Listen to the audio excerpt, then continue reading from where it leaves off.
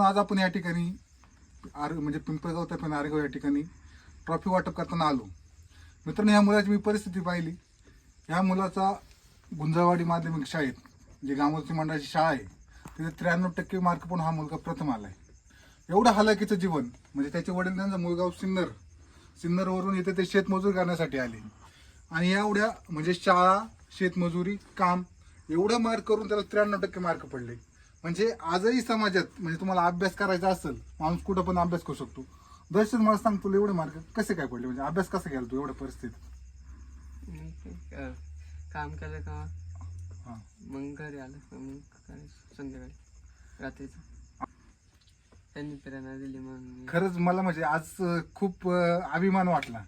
कारण की आज समाजात बघतो अनेक मुलांना खूप काही साधनं असतात, फार अभ्यास, क्लास, सगळे म्हणजे मोबाईल, लॅपटॉप,